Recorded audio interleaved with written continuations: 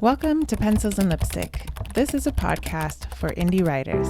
I'm Kat Caldwell, a short story writer, novelist, and book coach. Here on the podcast, we sometimes talk to guests about all things story, and sometimes it's just me giving you tips and tricks to making your writing better. Hello everyone, welcome back to Pencils and Lipstick. This is episode 246, and today it is just me, and we are going to talk about escalation in your fiction novel. I am sure that you'll be able to take some of these pointers and apply it to your nonfiction book as well, but they aren't all necessary for your nonfiction.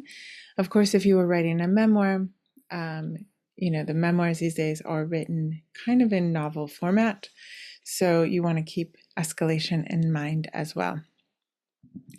If you guys are listening on Apple, Spotify, it always helps if you subscribe. Of course, the numbers will register you there. If you're watching on YouTube, welcome to the office that has not changed yet. It will change soon. I just have to paint. But if you ever want to see me or the guests, know that you can find us at Pencils and Lipstick on YouTube. There are never slides or anything. It's just me. You just look at me and the guests. But this week we don't have guests. We're going to talk about escalation. And the reason I want to talk about escalation is because I keep seeing it as a bit of a sticking point for a lot of writers when I'm reading their manuscripts or working with them. Now, you've probably heard of this before, but your novel needs to continually escalate in tension. And that's just sort of one of the norms that we have to go along with. Sorry, the recording might be a bit janky today because I am battling losing my voice. So I will try to pause whenever I have to cough. Okay, so escalation. When I talk about escalation with my clients or with other writers, especially new writers, but not always new writers, they don't quite understand escalation and tension. And I am going to say that I think the majority of the time when you are lacking in the tension about midway through the book, it is because it all stems from not knowing your character very well. I think most of the problems that we have when we're writing a book stem from not understanding the character very well. A lot of people do like a character interview. I downloaded something the other day to see what they had. They had like this, get to know your character. And it was like a 300 question interview for the character.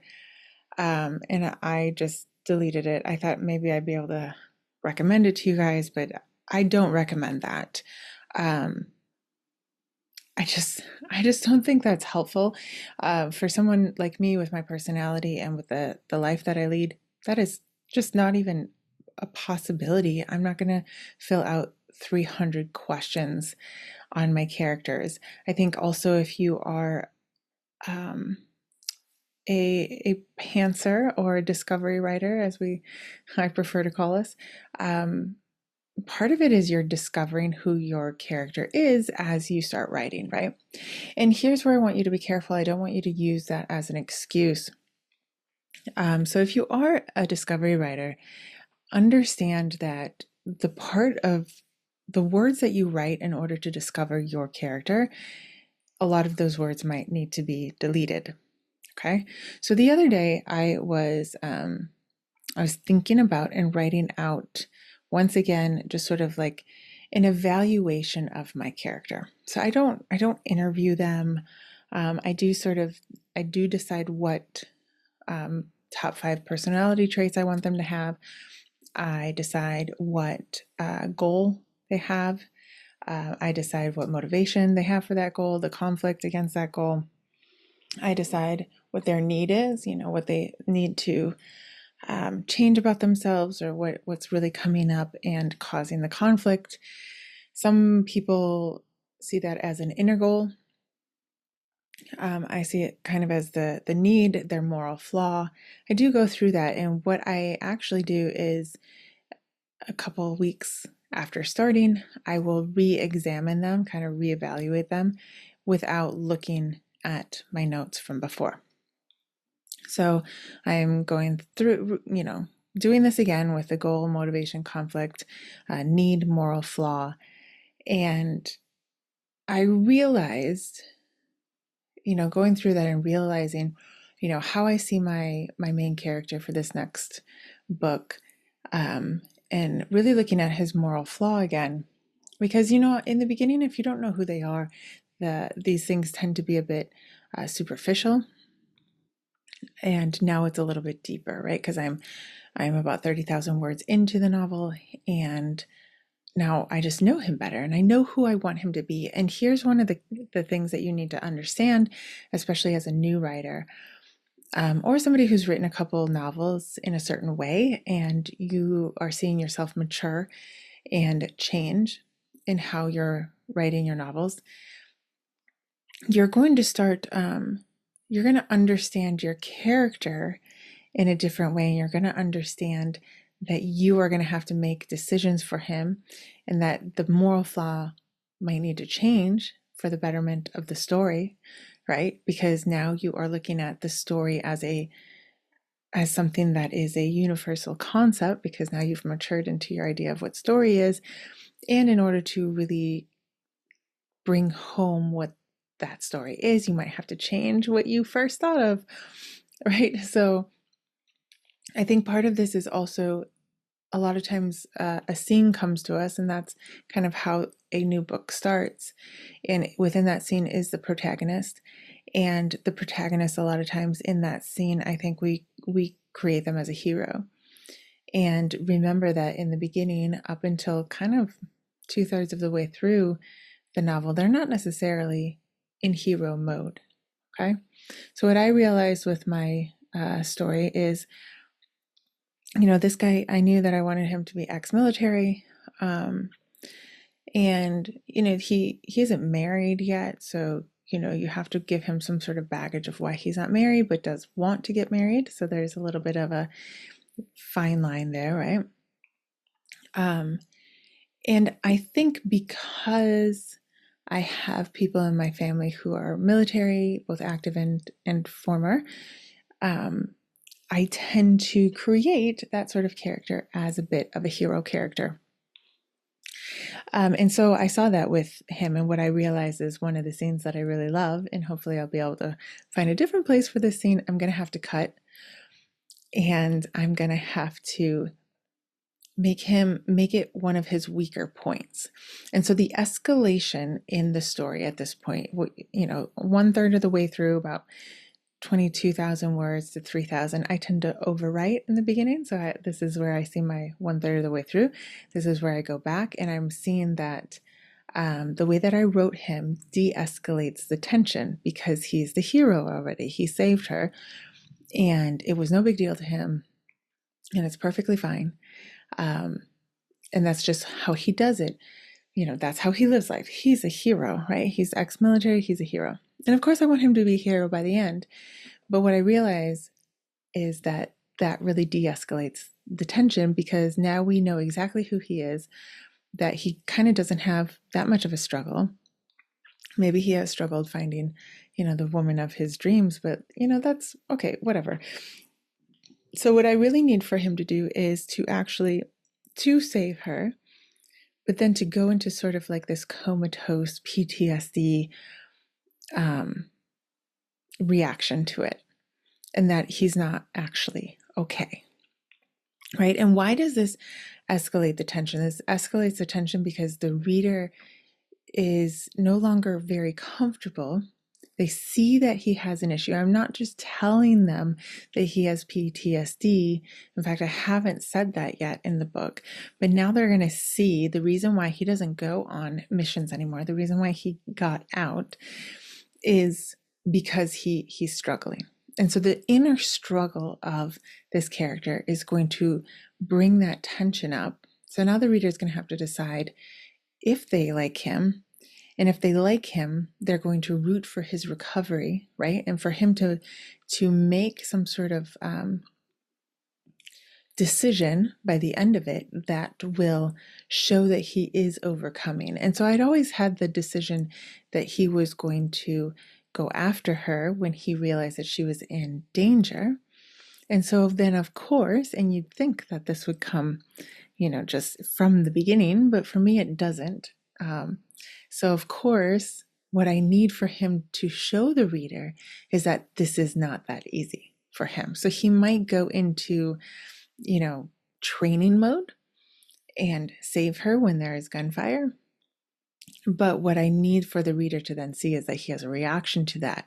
And then what he actually wants to do is to have this shutdown of his personal system to save himself, and for him to then show that his decision to go and get her consciously, not just the subconscious, but consciously, gets the reader to feel victorious with him, right? You see how that works?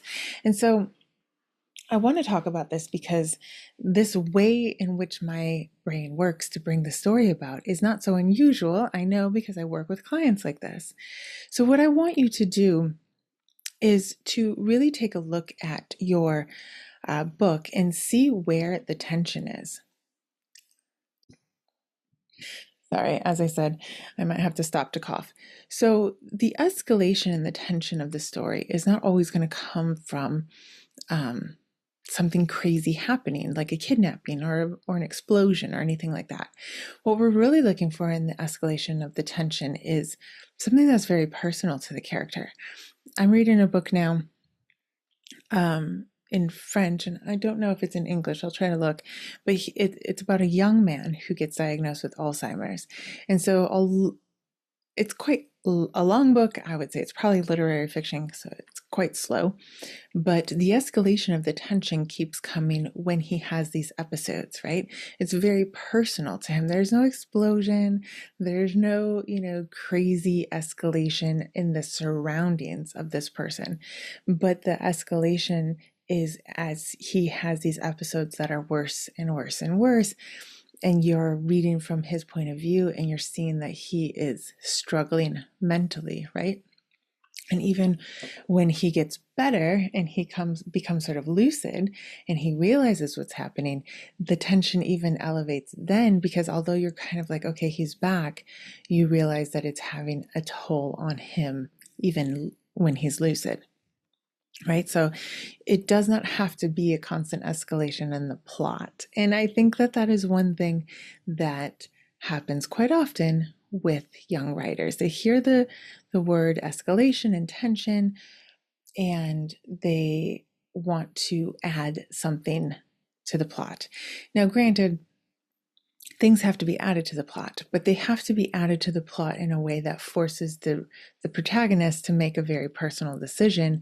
And what you're going to need to do with the escalation of the tension is to have them make this safe, non-changing decision.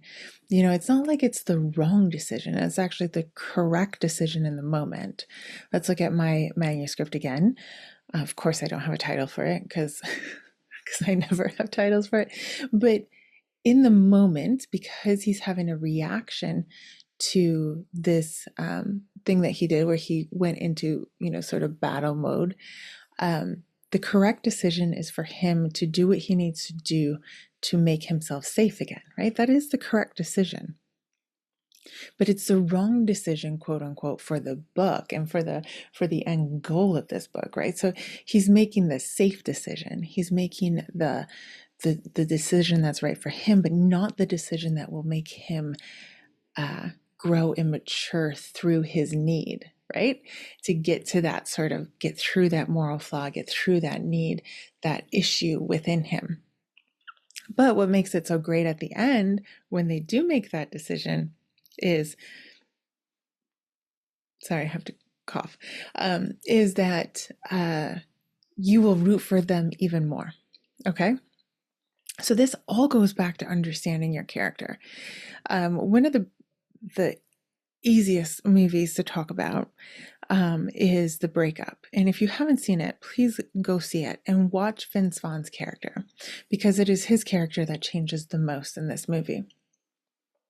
And he is constantly making the decision that feels right to him, that makes him feel better, that is getting revenge. And it's not like Jennifer Aniston's character is an angel either, right? So, but but what makes it so wonderful in the end, when he finally gets it, when he's sitting in his office and he's doing the things his brother has always asked him to do, and he sort of is able to reconcile this relationship, at least to a friendship level, with Jennifer Aniston. It's like that. What makes it so like victorious in the end is that he was unable to do that from the beginning. So when you hear the word escalation, when you're thinking about your book, your manuscript, and you're thinking about, does the tension rise? And if you have this gut reaction that it's not rising, that you don't have escalation, I want you to actually go back to your character and to decide, maybe do another evaluation on them. And we all know that we can't have perfect characters, right? But really, what you need to do is make sure that the moral flaws and the needs that you've given your character is what they're making their decision from. All right, you need to reevaluate, what do they need to do, and that really comes in to kind of, what do they need to overcome about themselves? If you've never heard anybody talking about this, like your character has a goal, right? There within the the boundaries of this book that you are writing, this character has a goal. And then this character has a need. And the goal is usually very physical and measurable, right? The need is usually a bit more nebulous. And if you need me to go over this, I will link to the show notes in which I talk about this in another episode, but we could get into it even deeper if you want. But a goal is really within the confines of the book. Do they want to go to Harvard? Are they looking to get married? Are they looking for a promotion? Are they looking to be the top chef? Are they looking to, like Vince Vaughn in the beginning of the breakup is looking to push Jennifer Aniston to change her mind, and the goal changes, and then he wants revenge on her, right? Is their goal to enact revenge on the death of their parents? Is their goal to stay hidden? They want to stay away from the dictator or whatever. Is their goal to just keep their head down and keep moving forward for their family? Is their goal to integrate themselves into high school and just be a regular kid instead of the kid that moved from South Africa? If you look at all of your favorite movies, they have some sort of goal, right? And then their need is something within them that they're going to need to overcome in order to do this. So let's look at Mean Girls. Like, she wants to just be a regular teen. And the way that she starts doing that is to really lose herself and be, sort of manipulated into being somebody that she's not. And so what she needs to do is actually learn to be quite strong and confident in who she is, and back to the values that her parents raised her with and what she actually believes in order to become the person that she wants to be, because she has become this person that she doesn't recognize, right? Vince Vaughn in the breakup needs to realize that he's quite selfish, and he needs to become selfless, and he needs to understand that in his becoming selfless, he is actually loving the people who he loves. He still loves them, even though he's selfish, right? He's showing them a deeper connection of love, a deeper kind of love, right? So if you start looking at this, you can really see this in every movie and book that sticks with you. So I want you to go back to your character, and I want you to really distill down in the beginning of your book. Are you actually writing this character from the point of view of their need and their flaw, right? Understanding what that is from the beginning and actually writing them with that need and flaw in mind. And they go together because the need is to overcome a lot of times the moral flaw, right? So let's see, they need to learn to see their wife for who she is and to value her for who she is. Well, their moral flaw is probably that they're a bit sexist, right? And doesn't really value women for as much as they value men. So, right? So these are really connected, and you might know that, but are you writing from that point of view? Because in my experience, a lot of times you write these things down, but then you write them from the point of view that they have already overcome these things. And so they are actually making and acting, they are actually making decisions and acting as though they do not actually have that need or that moral flaw.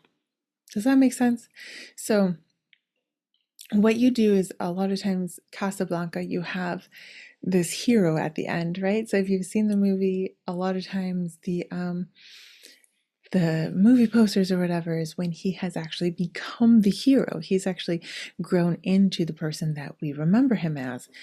And I think what happens with a lot of us writers is that we write from that point of view of the hero, because the protagonist as the hero, because that's what we're actually in love with in our characters, instead of allowing them to be kind of the the quote unquote bad person, the non-hero at the beginning, and then working through with them as they become a better version of themselves.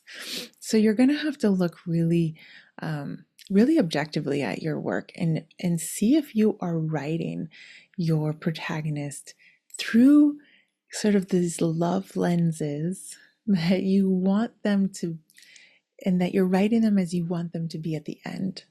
And you don't want to do that.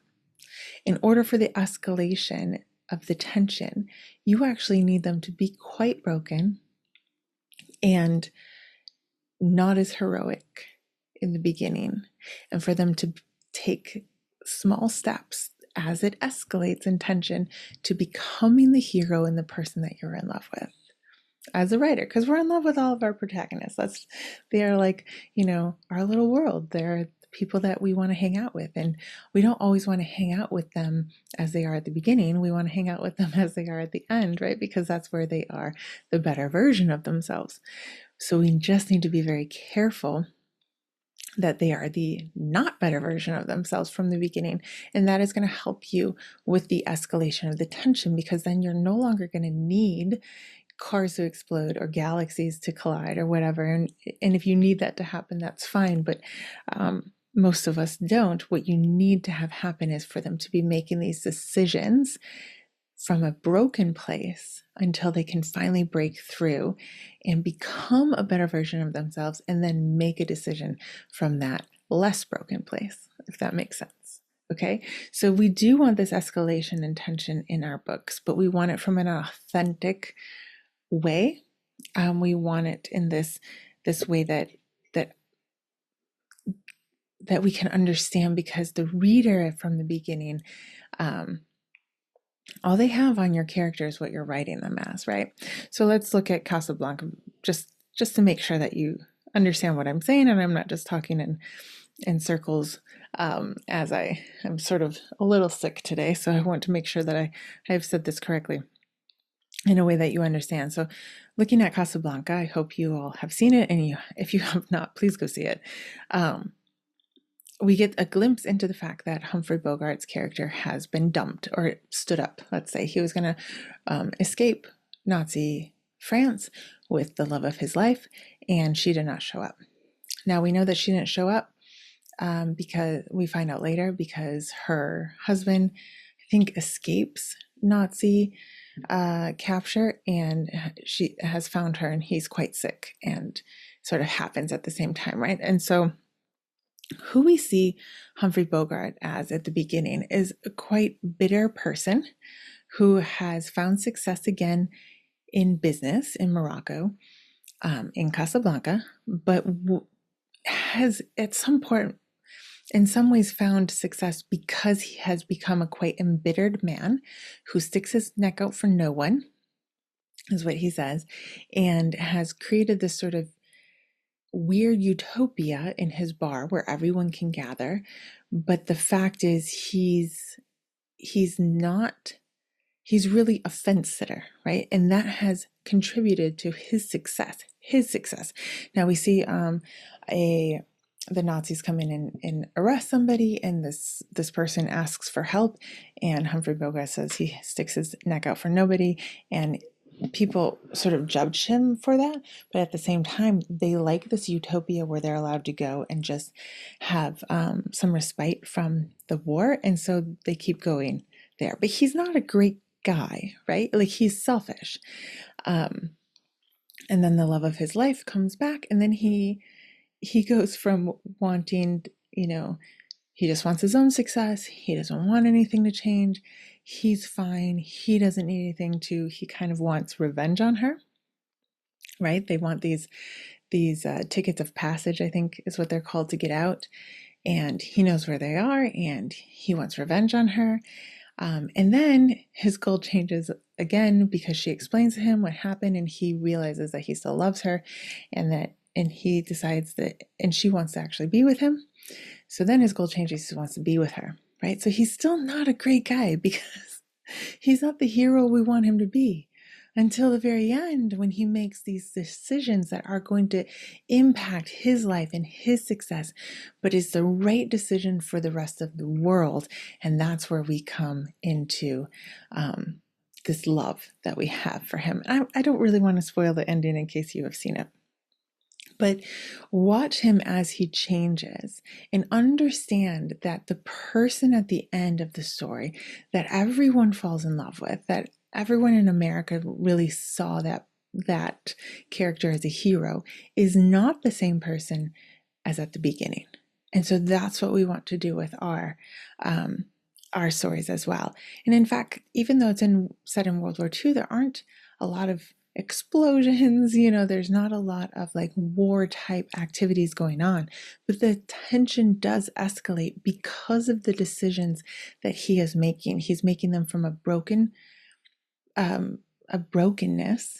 a lot of times, until it gets up and he really steps into his hero, and then he makes a decision that is from the point of view of less brokenness. I will say, not perfection, but he becomes the hero, right? So these are a couple different movies that you can watch this weekend: The Breakup, Casablanca. Anything that you watch, you're probably going to see the escalation rising, and take note that it has to do with the decision making of the protagonist. And then go back to your manuscript and make sure that you are writing from the beginning the point of view of the protagonist as a broken person, and not as the hero that you want the reader to fall in love with by the end. Okay? We need that escalation. I think that is going to help you get through that muddy middle. It's going to help you understand what people are talking about when they say the escalation, because you're going to now be writing from a point of view of a character who is flawed and who is making these decisions. And then if you're convinced that your character is fine and that you've done the work for that character, what you're going to need to look at is kind of like me, is like, all right, are they making these decisions that are best for them in the moment, but are probably the wrong one for them getting to the point where they need to get to, right? So like with mine, I had him just sort of taking her to dinner at that point, and whatever, it was not a big deal. And now it's changed to him actually setting her up and then completely isolating himself, because what he needs is space for him to get through his stress, right? And this is going to cause some tension between them, which will up the tension in the novel. Okay, so understanding that sort of like the escalation and the tension comes from the character is going to help you get through the muddy middle and get through the to the end with a lot fewer issues. With fewer issues. That's what I'm going to say. Now, next week, I am back with an interview. We are going to be talking. I'm going to be talking with Sarah Lynn about the way that she structures her novel, which I think is going to be really interesting to you.